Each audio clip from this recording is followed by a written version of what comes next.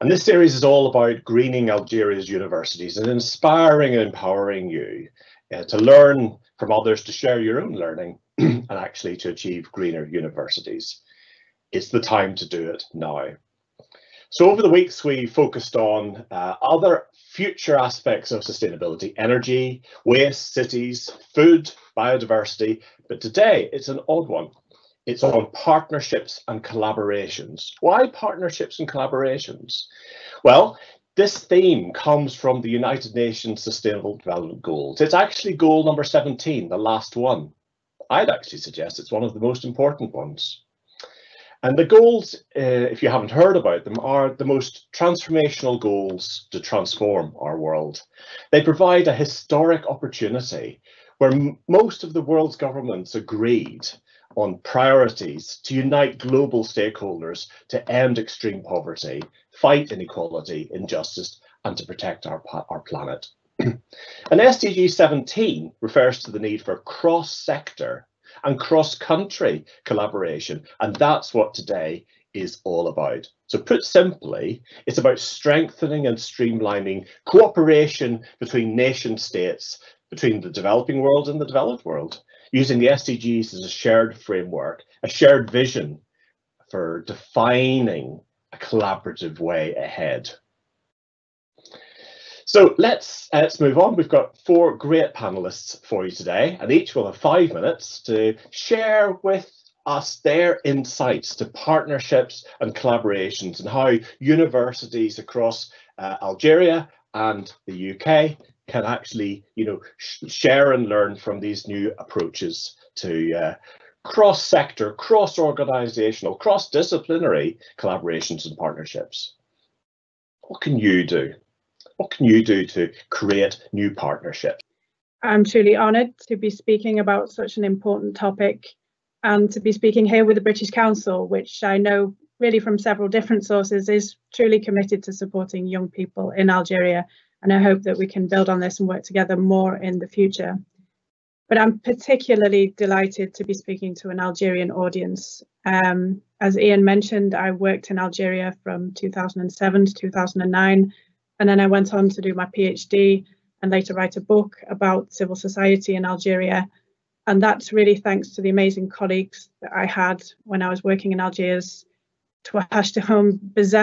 Really, it was a pretty amazing professional experience, probably the best professional experience I've had. And one really which taught me that Algeria has this incredible capacity and potential to bring about transformative change in the world. And as we all know, Algeria did this between 1954 and 1962 in the War of Independence, bringing an end to colonialism, not only in Algeria, but across the African continent, and bringing change for Africa, but also for Europe. And a dear Algerian friend reminded me just this morning of this capacity of Algeria to inspire us to achieve what we think is not possible. And at the Bandung conference in 1955, when Ferhat Abbas spoke, they asked him, but how can you possibly defeat the most powerful colonial rulers in the world when you have almost no means to do so? And Ferhat Abbas replied, yes, but we have the baraka. And today I put this to you. Faced with the climate, the ecological crisis that we have, we need the baraka more than ever. We need hope, we need energy, we need faith, and we need international cooperation so that we can find these new solutions. And Algeria within this, I personally believe, is such an important voice.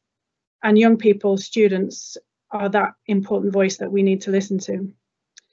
The UK is also a particularly important country at the moment for different reasons. The UK is now hosting the COP, the next climate change talks in November this year, as Ian mentioned and Orlando mentioned.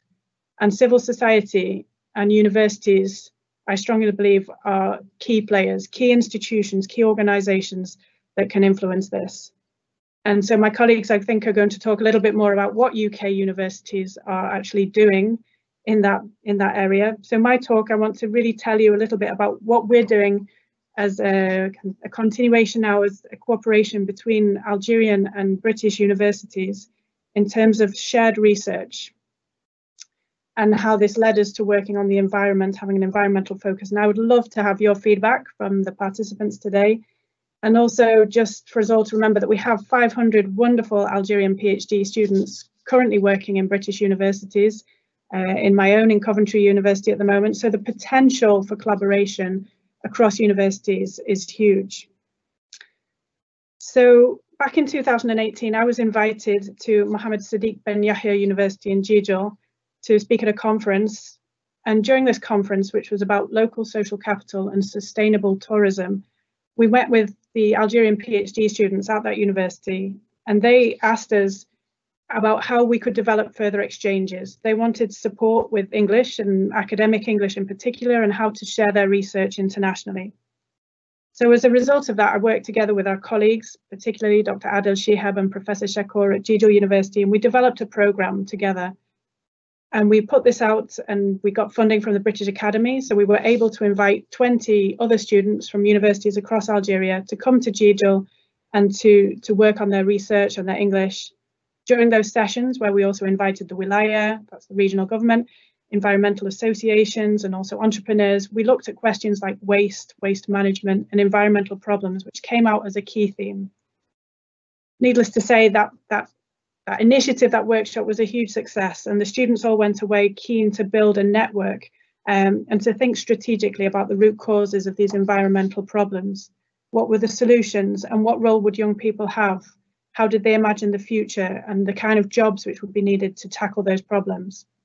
So together we put in a bid and developed a programme, this Youth Futures DZUK, and you can check our website, that's youthalgeria@coventry.ac.uk, or Google us on Facebook. If you look up Imagining Youth Futures Programme, you'll find us, or get in touch.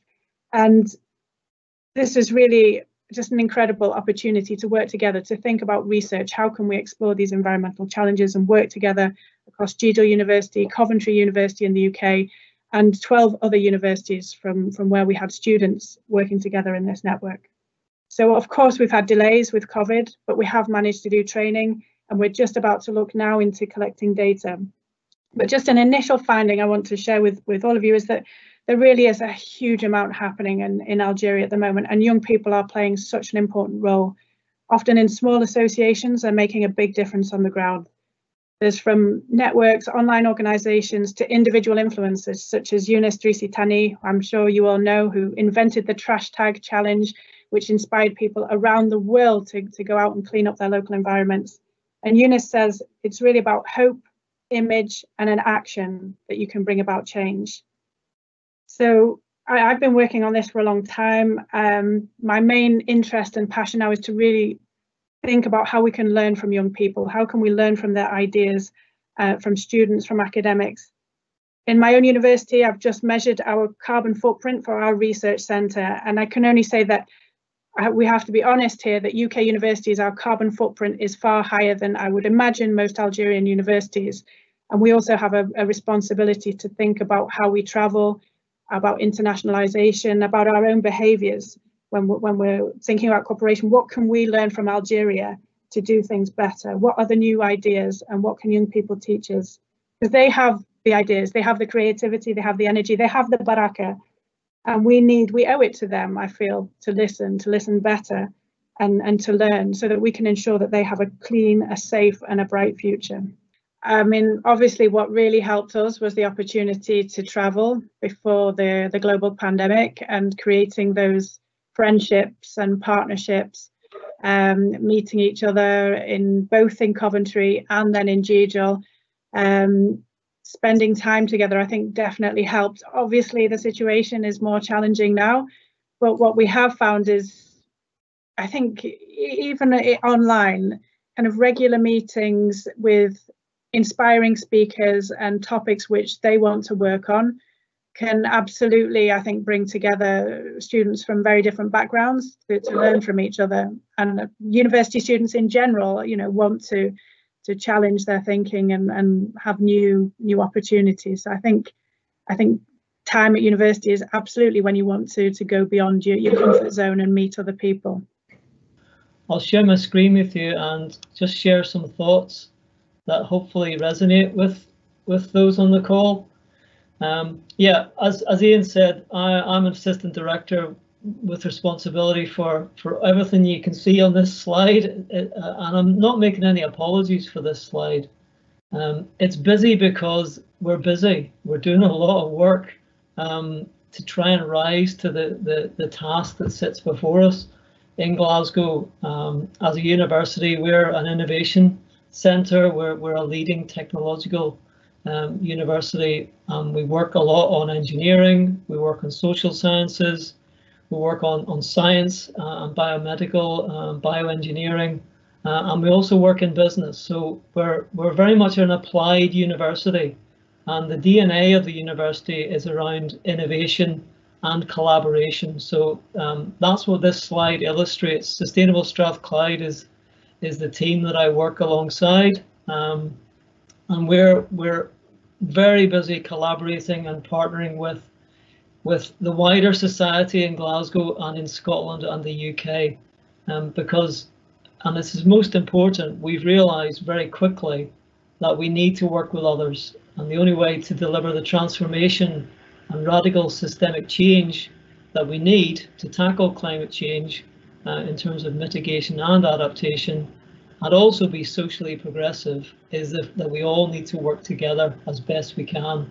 And we take a whole systems approach to the challenges that are faced before us. So Glasgow is buzzing, as they say, pure buzzing. And Ian said don't use any technical language, but pure buzzing, you can look that up. It's a very Glaswegian phrase, and it sums up the excitement and energy that's in the city at the moment, and we're very much part of that. Now, Ian referred to the vision that we've got for our operating facilities, which is very much what I work in, and that is to create climate neutral districts. We have operating facilities across the central belt. If you imagine the middle of Scotland, we operate in that area, as well as within Glasgow city centre. So we're taking a whole systems approach to really rethink a new way to be at a societal level.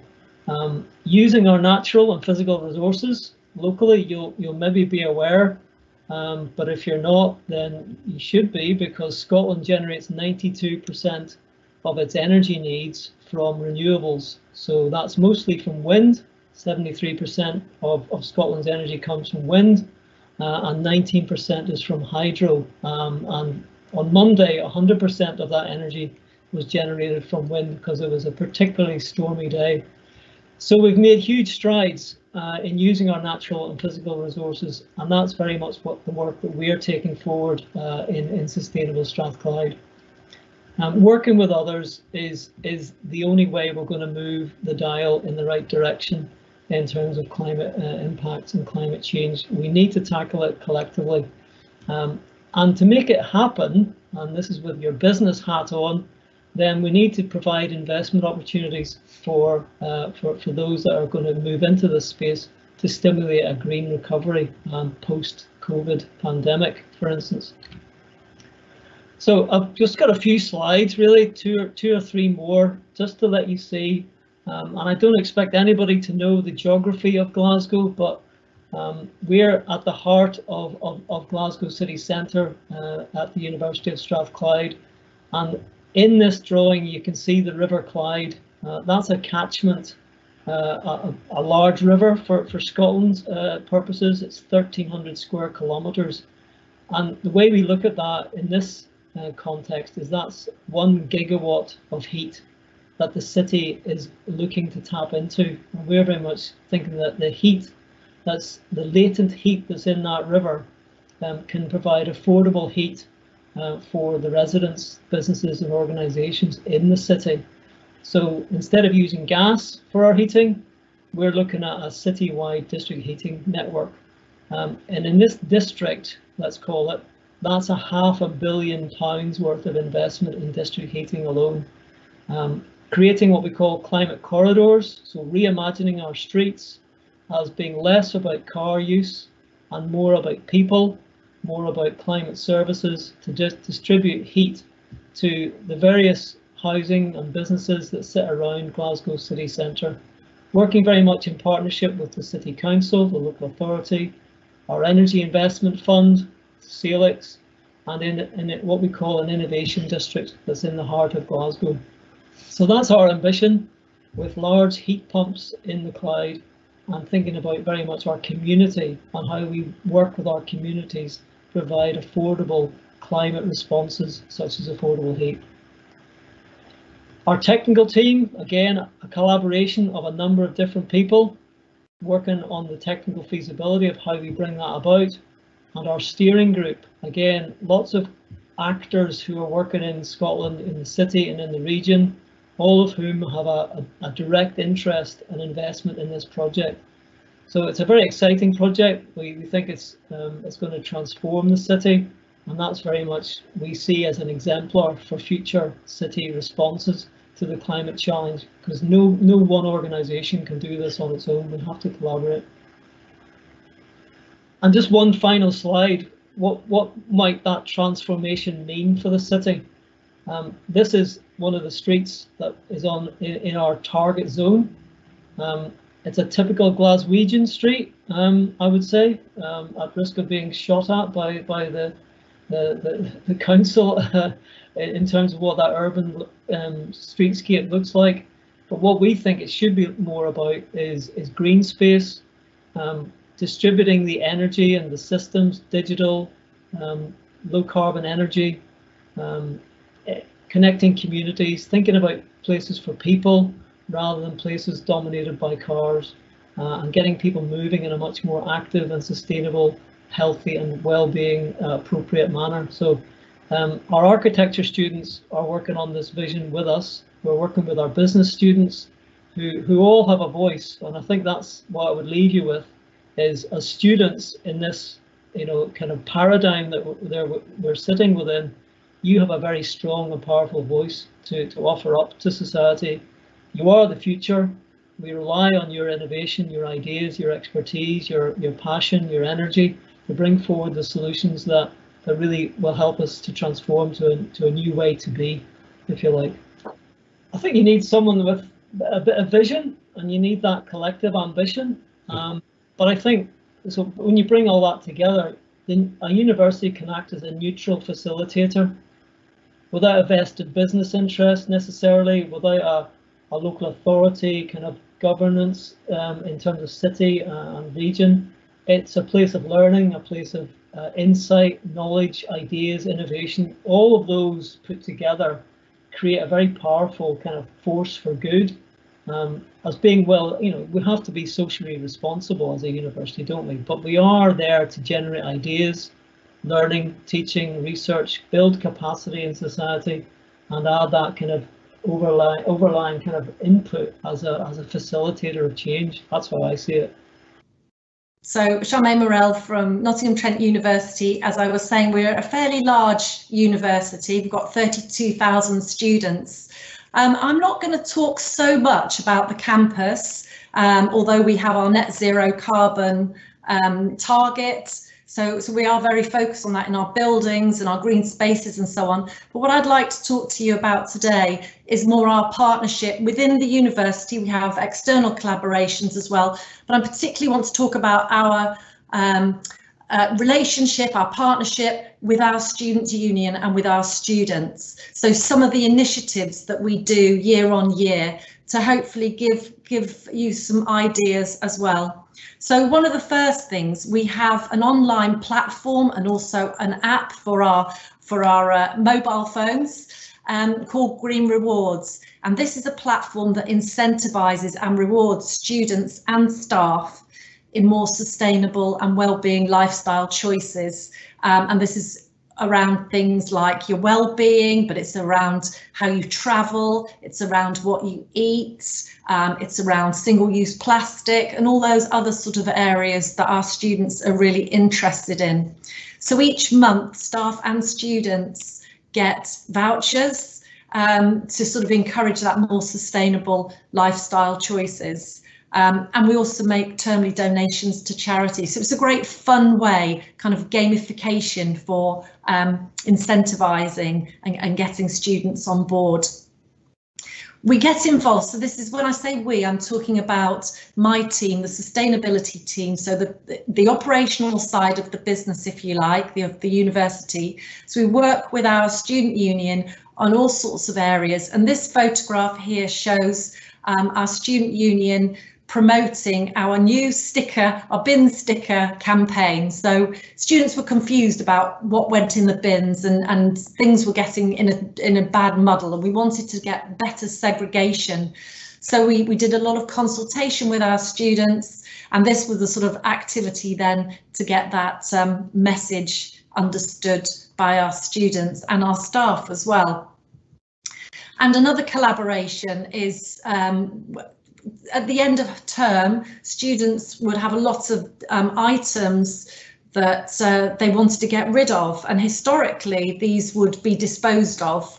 But we stepped in and we worked with the City Council and also the other university in Nottingham, so the two Nottingham universities, and came up with our Pack for Good partnership with the British Heart Foundation. So now that we have collections, termly collections, that students can donate to, and we've won national awards for this, so that's very exciting. So, excuse me. Also, you know, we're working together to provide opportunities. Oops. So some of those opportunities that we can offer students, we have a weekly allotment food share project. So students can come and volunteer, you know, whenever they like really, but we offer it weekly throughout term time to come and learn how to grow fruit and vegetables. And then that produce is donated to local people in need through food banks and so on. And we also have tree planting opportunities every year really for our students to participate in. And it's a great way of sort of you know, sharing that knowledge and getting different groups of people together. And we usually do the tree planting with community groups as well. We also have a Eco Ambassadors scheme for students. So it's a way of connecting like-minded students together to make those kind of more sustainable or kickstart those sustainable projects that they're particularly interested in. We've got about 38 at the moment, but it's we re-recruit every year, or it's an ongoing process. So collaborating to maximise impact. One of the weeks that we do every year is our Enterprise Week, and this is to really incentivise and reward more sustainable business practice or more sustainable businesses. So our students are often innovators and they have great business ideas. Even before they start university, they might have got their own business. So there's a competition really for students to get more funds really for their business ideas. And in particular, we're looking at sustainable business ideas, whether it's a sustainable business model or it's an actual service or product that delivers social or environmental impact. We also do Fair Trade Fortnight really to promote fair trade. We're a fair trade university, so we have lots of activities. And again, I should say that these are all in collaboration with our student union and also our global team. And this is well, it's a yearly event that we've put on. This year we did it virtually, so there weren't so many photographs I could show you.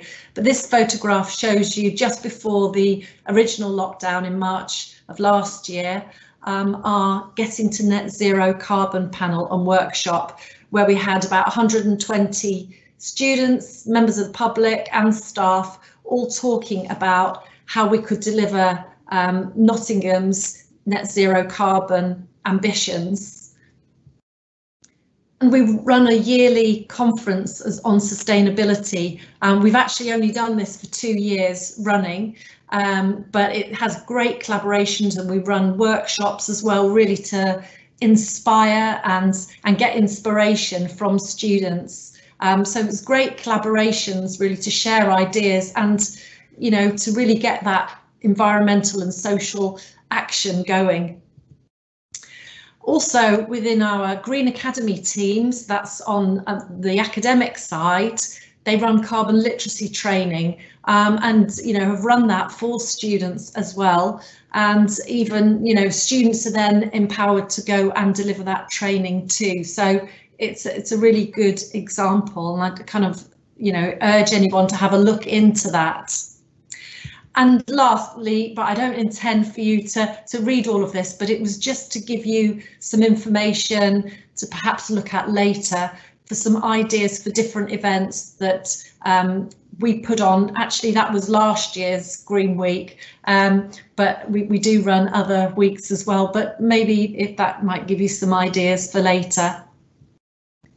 And you'd be very welcome to follow the sustainability team at Nottingham Trent University on Twitter, Facebook or Instagram.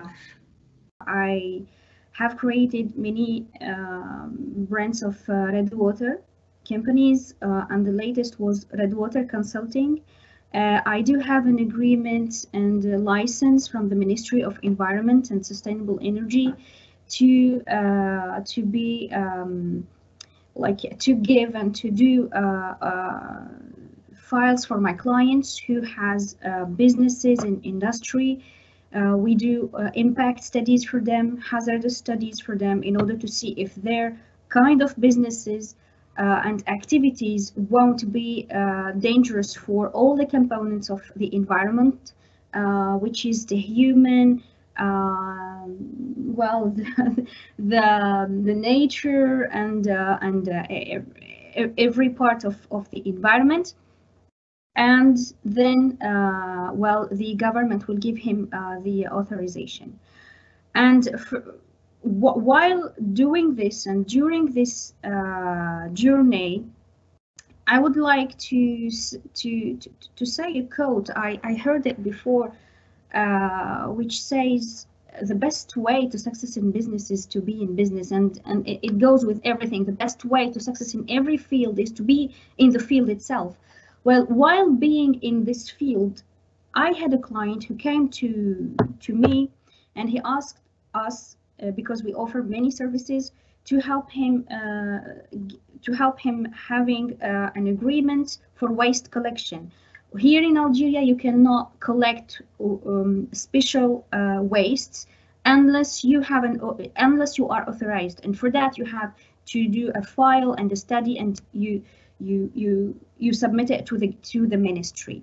And while constituting this file, there is a part that we have to bring this entrepreneur and give him like 1 or 2 days training about how it should be, how the waste should be treated, how the waste should be collected from place A to place B where it has to be treated.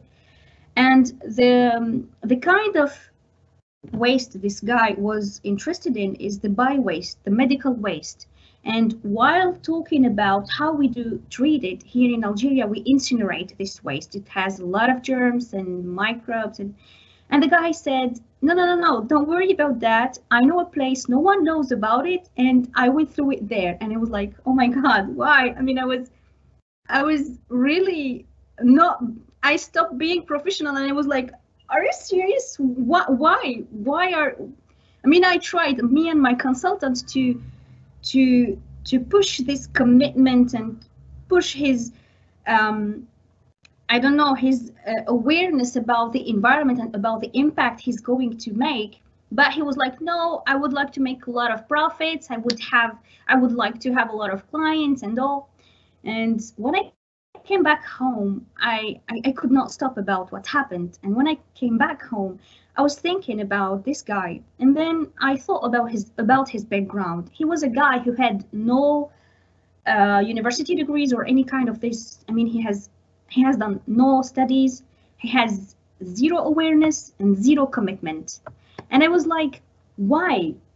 And I just thought about all the people that were in my major. Most of them are abroad, or most of them are in other fields. They have nothing to do with the environment, because I'm a process and environmental engineering. So I just had this, like, the nature hates the empty spaces, and it always been taken by someone. I mean, if it's not us who have done these studies in environmental field and process, someone else would do it, and it was this guy and others that I didn't have the chance to meeting them. And this guy has nothing to do with the environmental field. And here I decided to open my service of collecting bio-waste and medical waste and do it properly, really properly, the way it should be done.